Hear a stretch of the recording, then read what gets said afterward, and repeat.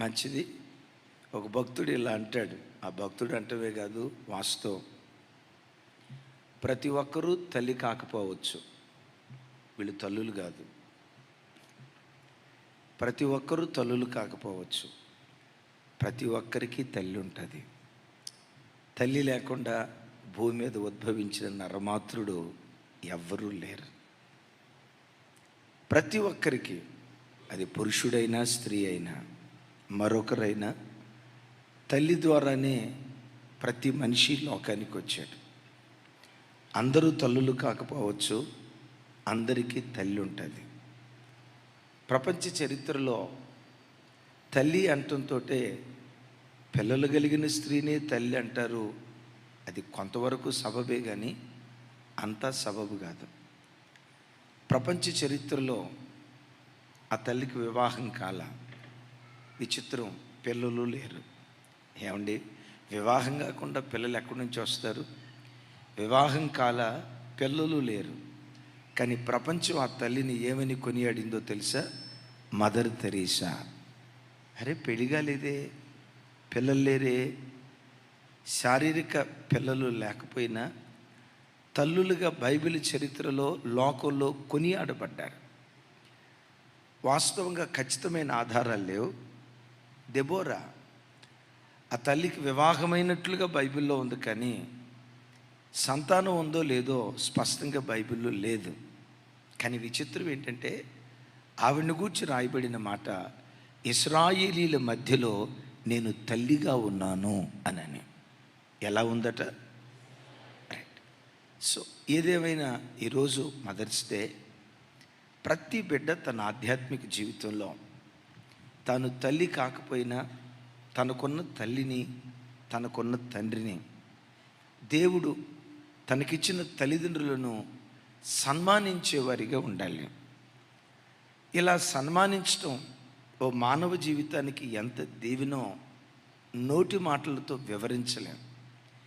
దేవుడు సినాయి పర్వతం దగ్గర ఆజ్ఞలు పలకలిచ్చినప్పుడు మానవాళి జీవితంలో తోటి మనిషి ఎలా ఉండాలి, దేవుడు చెప్పిన ఆజ్ఞల్లో మొట్టమొదటిది, అట్ ద సేమ్ టైం వాగ్దానంతో కూడుకున్నటువంటి ఆజ్ఞ ఏదంటే, భూమి మీద నీకు మేలు కలుగునట్లు, నీవు దీర్ఘాయుష్మంతుడు వగునట్లు నీ తండ్రిని నీ తల్లిని సన్మానించు. ఇది పాత నిబంధన కదయ్యా అని కొట్టివేయటానికి లేదు. దీన్ని అపోస్తుడైన పౌలు వారు ఎఫెసీ పత్రిక 6వ అధ్యాయం 1వ వచనం నుంచి 3వ వచనం వరకు ఇలా అంటాడు. నాతో కలిసి చెప్పండి.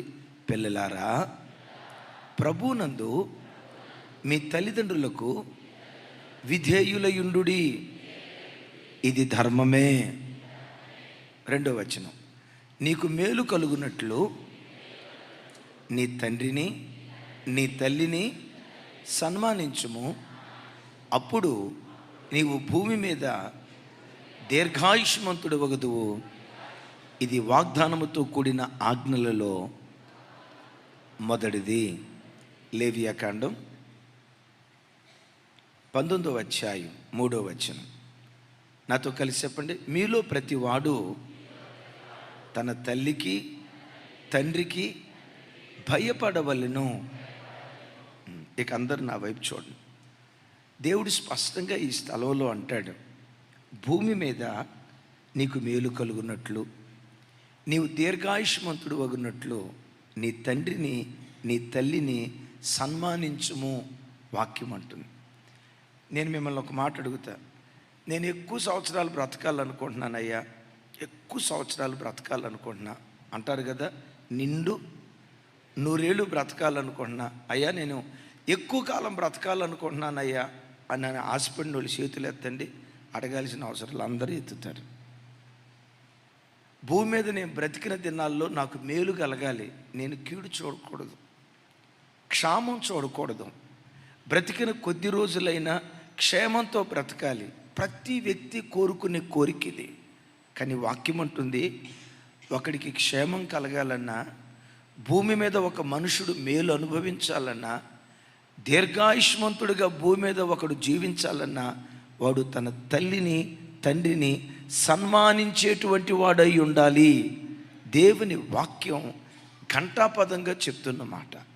అలాగని చిన్న వయసులో చనిపోయిన వాళ్ళందరూ తల్లిదండ్రులను సన్మానించకపోవటం వల్లే చనిపోయారు అని అనుకుంటే పొరపాటు. మన ఆరాధ్య దైవం యేసుక్రీస్తు వారు 33.5 సంవత్సరాల్లోనే వారు పరలోకానికి వెళ్ళిపోయారు.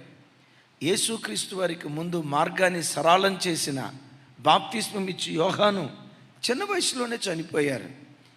అయితే అందరూ తల్లిదండ్రులను సన్మానించకపోవటాన్ని బట్టే చిన్న వయసులో చనిపోతారు అనేది వాస్తవం కాదు. కానీ వాక్యం ఓ కోణంలో చెప్తుంది, తల్లిని తండ్రిని సన్మానించేవాడు దీర్ఘాయుష్మంతుడుగా బ్రతుకుతాడు. గట్టిగా చెప్తాం ఆమేన్. మీరు ఎక్కడైనా గమనించండి, ఏ కుమార్తె అయితే తల్లిని తండ్రిని సన్మానించేదిగా ఉంటుందో రేపు ఆ అమ్మాయి వివాహమైన తర్వాత భర్తను కూడా సన్మానిస్తుంది. రేపు ఆ అమ్మాయికి వివాహమైన తర్వాత అత్తమామలను కూడా సన్మానిస్తుంది. తనకంటే వయసులో పెద్దోళ్ళను సన్మానిస్తుంది. ఏ యవ్వన బిడ్డ అయితే తన చిన్నతనం నుంచి అమ్మ, నాన్న, అయ్యో నాకు జన్మనిచ్చిన వాళ్ళు అని కన్న తల్లిని తండ్రిని ఏ యవ్వన బిడ్డ సన్మానిస్తాడో రేపు వివాహమైన తర్వాత తన భార్యను కూడా గుండెల్లో పెట్టుకొని చూసుకుంటాడు. సంసార జీవితాన్ని సన్మానిస్తాడు. ఆ భార్యనిచ్చిన అత్తామామలను సన్మానించేవాడిగా ఉంటాడు. ఆ అమ్మాయి వివాహం కాకమునుపు తల్లి అంటే లెక్క ఏంటంట, ఏంటి సర్లే ఊరుకో అని తల్లిని నోటుకొచ్చినట్టు మాట్లాడింది అనుకో, అమ్మను పట్టుకొని ఏంటంట అని అందే. రేపు పెళ్ళైన తర్వాత భర్తను చూసి యారా ఏంట్రా అని అన్న పెద్ద ఆశ్చర్యపోవాల్సిన అవసరంలా. ఎందుకో తెలుసా, తల్లిని సన్మానించని వాడు, తండ్రిని సన్మానించని వాడు ప్రపంచంలో మరి ఎవ్వడిని వాడు సన్మానించలేడు అని సెయింట్ అగస్టీన్ అనే ఒక భక్తుడు మాట్లాడతాడు. దైవజనమ, అపోస్తులుడైన పౌలు వారు వేదనతో, క్రైస్తవ సంఘమా, అంత్య దినాలలో అపాయకరమైన కాలం రాబోతుంది. ఈ భయంకరమైన అపాయకర కాలంలో ప్రజలు ఎలా ఉండబోతున్నారు తెలుసా? కృతజ్ఞత లేని వాళ్ళు, అనురాగరహితులు, తల్లిదండ్రులకు అవిధేయులు. చూడండి అక్కడ, తల్లిదండ్రులకు అవిధేయులు, కృతజ్ఞత లేనివారు, అనురాగరహితులుగా ప్రజలు మారిపోతారట. ఎలా మారిపోతారు? తల్లిదండ్రులకు అనండి, తల్లిదండ్రులకు అవిధేయులు. ఎవరి పట్ల అవిధేయత చూపేవాళ్ళు అవుతారట? తల్లి పట్ల, తండ్రి పట్ల అవిధేయత చూపే తరం కడవరి దినాల్లో బయలుదేరుతుంది. అలాంటి అపాయకరమైన కాలం సమాజంలోకి రాబోతుంది అని పౌలు వారు 2000 సంవత్సరాల క్రితం వేదనతో చెప్పాడు ఈ మాట. అనురాగరహితులు, ఇందాక చెప్పాగా, తల్లిని చూడటంతో మా అమ్మ, నాకు జన్మనిచ్చిన తల్లి, నవమాసాలు మోసిన తల్లి, తన చేతులతో నన్ను పెంచి పెద్ద చేసిన తల్లి, ఆ అనురాగం తల్లిదండ్రుల పట్ల కడవరి దినాల్లో పిల్లల్లో లోపిస్తుందట. ఆ మధ్య ఒక చిన్నపిల్ల ప్రార్థన చేసిందట, దేవా మా అమ్మకి ఇంక అసలు పిల్లలు నీకు నాయన, నాతోనే ఆపేయి నాయన, నీకు దండం పెడతా నాయన, మా అమ్మకి ఇంకా పిల్లలు ఇవ్వద్దయ్యా, నీకు దండం పెడతా, యేసునామంలో అడుగుచున్నాను తండ్రి, ఆమెనా ఆమెనందట ఆ పిల్ల. తల్లికి అర్థం కాక ఇదేం ప్రార్థన, ఇట్లా ప్రార్థన చేసేవేంటి అంటే, ఆ పిల్ల అంటదంట, నేను ఒక్కదానికి ఒక కూతురు, నీకు నన్ను చూసుకోవటమే నీకు శాతకాట్లా, రేపు ఇంకొకళ్ళు పుడితే ఇంకేం చూసుకుంటావు, అందుకని నీకు వద్దని ప్రార్థన చేశాను అందట. ఆ తల్లికి కంటి చూపు నోటి మాట పడిపోయినట్టు అయిపోయింది. మా అమ్మకి ఇంకా పిల్లల్ని వద్దు తండ్రి, నన్ను చూసుకోవటమే తల్లికి శాతకాట్లేదు అందట. నేనంట, ఈ కడవరి దినాలలో అవిధేయులు, అనురాగరహితులు, తల్లిదండ్రులను సన్మానించే ఆ వ్యక్తులు కడవరి దినాల్లో కరువైపోతున్నారు. అందుకనే కుటుంబాలలో క్షేమాన్ని చూడలేకపోతున్నాం. అందుకనే కుటుంబాలలో వ్యక్తులు అర్ధాయుష్తో అకాలమైన మరణాన్ని పొందుకుంటున్న వార్తలు మన చెవులతో వింటున్నాం. క్రైస్తవ జనమా, లోకం ఎలాగైనా ఉండని, ఈ పునరుద్ధానపు ఆరాధనకు వచ్చిన మిమ్మల్ని ఒక ఆత్మీయ తండ్రిగా, లైవ్లో ఆయా దేశాల్లో ఉండి ప్రత్యక్ష ప్రసారాన్ని వీక్షిస్తున్న మిమ్మల్ని ఒక ఆత్మీయ తండ్రిగా నా చేతులెత్తి దీవిస్తున్నాను. ఈ భూమి మీద మీరు బ్రతికిన దినాలంతటిలో మేలును అనుభవించుదురుగాక, క్షేమమును అనుభవించుదురుగాక, దీర్ఘాయుష్యుతో బ్రతికే కృప, దీర్ఘాయుష్యుతో బ్రతికే జీవితం దేవుడు ఒక్కొక్క బిడ్డకి వరంగా దయచేయునుగాక. ఎక్కడైనా ఆ మంచి భక్తి కలిగిన తల్లిదండ్రులను, నీతి విలువలు కలిగిన తల్లిదండ్రులను, నీతి విలువలు కలిగిన తల్లిని, నేను యెజబేలు తల్లి లాంటి తల్లిని గురించి నేను చెప్పట్లా. దేవుని కృప మన సంఘాల్లో, దేవుని నమ్ముకున్న బిడ్డల్లో అలాంటి తల్లులు ఉండరు. హేరోదియా లాంటి తల్లిని గురించి నేను మాట్లాడట్లేదు. ఆహాబు జీవితాన్ని పాడు చేసిన, అలాగే ఇశ్రాయేలీలకు రాణిగా ఉన్న అతలియా లాంటి తల్లుల గురించి నేను మాట్లాడట్లా.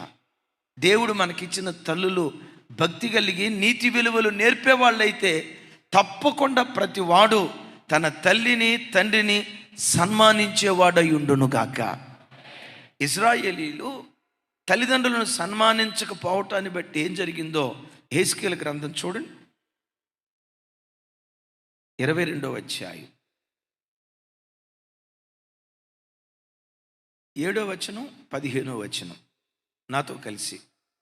నీలో తల్లిదండ్రులు అవమానముందుదురు, నీ మధ్యనున్న పరదేశులు దౌర్జన్యమునందుదురు. నీలో తండ్రి లేని వారును విధవరాండును హింసించబడుదురు.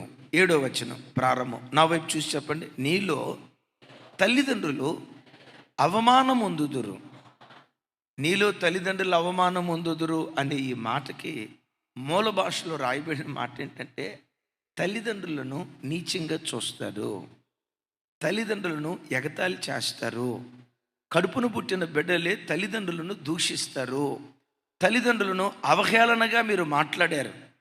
నీలో తల్లిదండ్రులను అవమానించారు గనుక 15వ వచనంలో అంటాడు చూడండి. 15వ వచనం తమ్ముడు, నాతో కలిసి చెప్పండి. అన్యజనులలో నిన్ను చెదరగొట్టుదును, ఇతర దేశములకు నిన్ను వెళ్ళగొట్టుదును. అమ్మా అయ్యా నా వైపు చూడండి. దేవుడు నీకు ఇచ్చిన తల్లిని తండ్రిని అవమానిస్తే అది ఆత్మీయ తల్లిదండ్రులై ఉండొచ్చు, శారీరక తల్లిదండ్రులై ఉండొచ్చు. తల్లిని తండ్రిని ఎవడైనా అవమానిస్తే, ఎవరైనా ఎగతాళి చేస్తే వాళ్ళ బ్రతుకులు చెదరగొట్టబడతాయట, నలుదిక్కులా చెదిరిపోతారట. ఓ ఇశ్రాయేలీలారా, ఇజ్రాయేలు దేశంలో ఉన్న మీరు బబులోను దేశానికి ఎందుకు చెదరగొట్టబడ్డారు?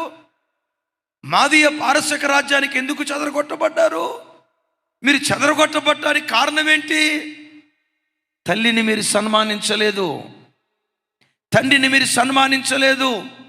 ఆ సన్మానించే వ్యక్తిత్వం మీలో ఉండటాన్ని బట్టి మీరు చెదరగొట్టబడ్డారు. తమ్ముడు నా వైపు చూడు. నీ జీవితంలో కూడా నీ భవిష్యత్తును గూర్చి నువ్వు కన్న కళ్ళొకటి, నీ నిజ జీవితంలో జరిగేది వేరొకట. చెల్లి, మంచి చదువు చదువుకున్నావు, ఒక అందమైన భవిష్యత్తు కొరకు కలలు కన్నావు. నువ్వు కనిన కళ్ళొకటి, నీ జీవితంలో జరిగేది మరొకట అంటున్నావా?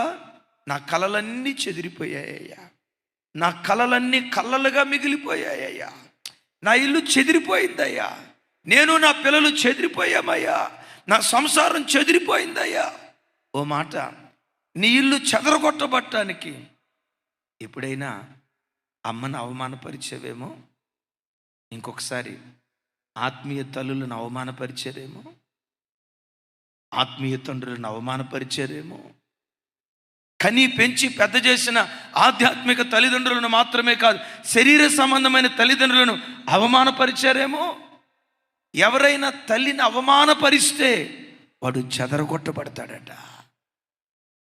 అట్టి దుస్థితి మనకెవరికి రాకుండునుగాక. సరే, తల్లిని సన్మానించు, తండ్రిని సన్మానించు అని అన్నాడు కదా. సన్మానించడం అంటే ఏంటి? శాలువా ఒకటి కప్పి, కుర్చీ మీద కూర్చోబెట్టి తల మీద ఆ రోజుకు ఒక కిరీటం పెట్టి కాళ్ళకి దండం పెట్టడం సన్మానించటమా? పెడితే పెట్టారు, అది వేరే సంగతి. శాలువ కప్పటం సన్మానించటమా? తల మీద కిరీటం పెట్టడం సన్మానించటమా? ఓ తండ్రి చెప్తాడు ఏడుస్తా, అయ్యా మా కొడుకు వాడు పుట్టినరోజు ఒకరోజు నా కాళ్ళకి దండం పెడతాడు. 365 రోజుల్లో వాడు పుట్టినరోజు ఒకరోజు మాత్రం నా కాళ్ళకి దండం పెడతాడు. తతిమ 364 రోజులు ఆడి కాళ్ళకి నేను దండం పెట్టాలయ్యా, ఆడి కాళ్ళకి నేను దండం పెట్టాలయ్యా. సన్మానించడం అంటే కాళ్ళకి దండం పెట్టడం కాదు, శాలువ కప్పటం కాదు, బొకే ఇయటం కాదు. కొంతమంది దీని గురించి గొప్పగా చెప్తారు, మన సాంప్రదాయం పెద్దల కాళ్ళకు దండం పెట్టాలి. ఈరోజు కాళ్ళు పట్టుకుంటాడు, రేపు అదే కాళ్ళు పట్టుకుని పడేని కూడా పడేస్తాడు. అది కాదు సన్మానించటం.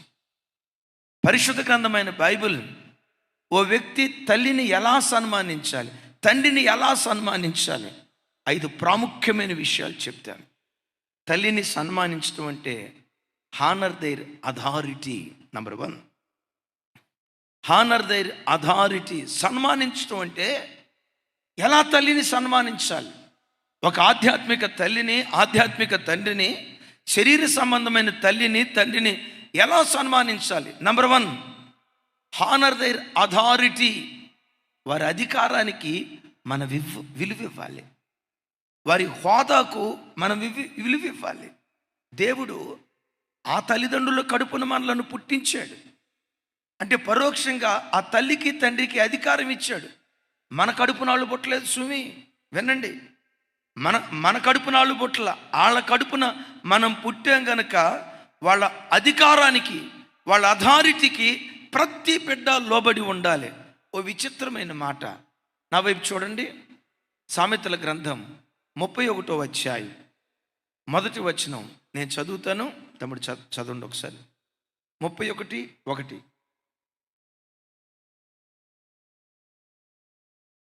రాజైన లెమూయేలు మాటలు. నా వైపు చూడండి అమ్మ, విన్నారా తల్లి? నా వైపు చూసి ఈ మాట చెప్పండి. రాజైన లెమూయేలు మాటలు అతని తల్లి అతనికి ఉపదేశించిన దేవోక్తి. ఎవరికి ఉపదేశం చేసిందట?